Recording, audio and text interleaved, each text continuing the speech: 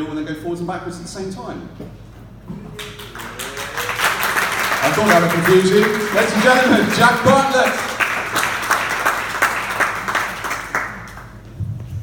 Are you well, everyone? Yeah. Good. So I went to a school called Porchester Community School, which was a school that's once described by Ofsted as the school to go to if the school he wanted to go to was a massive chow factory of high teenage pregnancies. And my time in school wasn't a good one, ladies and gentlemen, as I was bullied. By pirates, so thanks for that. No, they were always there calling me names like Fatty and Johnny Big Boobs. The teachers could be very cruel. And because I was being bullied, I'd often lash out of anger because I wouldn't know how to handle it, which would often mean I had to go see the head teacher, which I hated. He gave terrible blowjobs. And if he wasn't in, I'd have to go see the deputy, and let me tell you, the cowboy hat didn't make it any better. But my main punishment was to have to go litter picking, which would often involve me rooting around bushes, picking up any sort of crap that I could find. And this one time, I actually came across a carrier bag full of dildos. And that's when I thought, well, that's why mums go to Iceland. But still, I can't complain. At least I'm not getting the punishments that my parents got when they were in school. As when they were in school, they were whipped as a punishment. Whereas now, they're whipped for pleasure. It's a bit weird that, isn't it, that their punishment in school has now turned into their fetish. I hope that doesn't happen to me. I hope that my future wife doesn't go, "Do you want to spice things up in the bedroom?" And I go, "Yeah, sure. You go hide in that bush, and I'll go grab the litter picker." But despite me lashing out, there are still quite a few teachers that I did get on well with. One teacher I got on so well with that led to me being called a teacher's pet, which to me is a term that I never really fully understood, because I was always like, well, what pet? A dog? Well, that would explain all the stroking. I just think we got on really well because I really enjoyed his history lessons. As in his history lessons, we got to learn about the witches in the 1600s. And we got to learn about this one woman called Ellen Davies who lived in Wales, who was executed by the English for trying to summon the devil. But what the English didn't realise was that she was actually just trying to speak Welsh. He also taught us about the Roman Empire and how they amended the calendar for two of their emperors. Introduced the month of August for Emperor Augustus, and introduced the month of July for Julius Caesar. I just think it's such a shame they didn't introduce the month of one of their lesser-known emperors, Marcus Aurelius, because I could really do with a month of oral. I also got to take astronomy in school, with the Apollo missions especially piquing my interest, as well as Neil Armstrong's words, "One small step for man, one giant leap for mankind."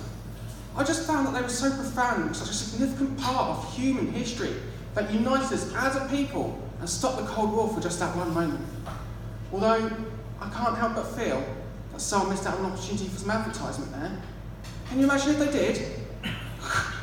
One small step for man, one giant leap for mankind. Moonpig.com. On the subject of the Apollo missions, did you know that Neil Armstrong only decided to go to the moon after having a massive fight with his wife? Yeah, he just said he needs some space. You gotta have a pun in your set somewhere, don't you? I also got to take religious studies, which is where you get to learn about other religions, with Judaism being my favourite, mainly because of the story of Moses and how he led the Jews across the desert in 40 days and 40 nights, and then he received the 10 Commandments from God. One of them being, "Thou shalt not covet a neighbour's wife, servant, or animal." Now that is a commandment that I can completely agree with, but I've got to ask, who at the time was shagging animals? Who the hell was going, "Hey Jonah, you see that bull over there? Let's grab that one by the horns," if you know what I mean? What else did I take? Science, yeah, I also got to take science, which is where we got to learn about sex. And in those lessons, they helped us to dispel some of the myths regarding sex. Like, for example, one of the myths going around is that apparently you can't get a girl pregnant the first time that you have sex with her. And this much I can confirm is true. Just as long as she doesn't have a pulse. My geography teacher, she was quite a possessive woman. I accidentally called her mum once, and now I've been adopted for 14 years. And in her lessons, we got to learn about other cultures and the way that they learn. So, for example, we learned that the people of Japan go to school to learn to become good with technology. The people of France go to school to learn to become great chefs. Whereas the people of America go to school to learn how to turn them into shooting ranges.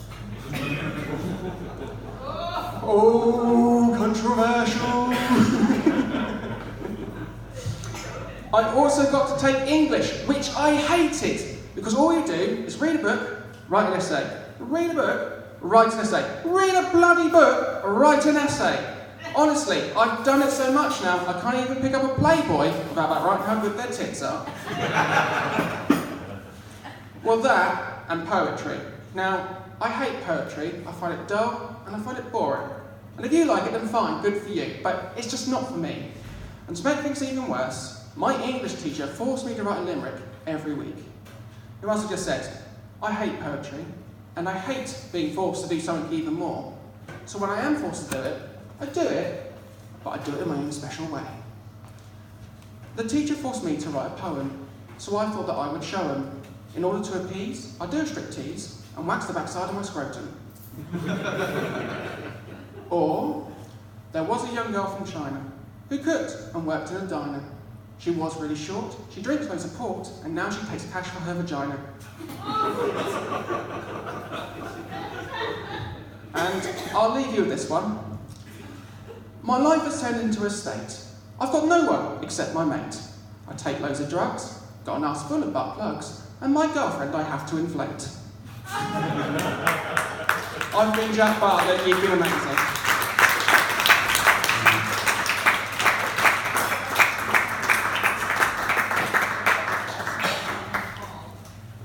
So keep clapping going for Jack. Please turn the microphone off.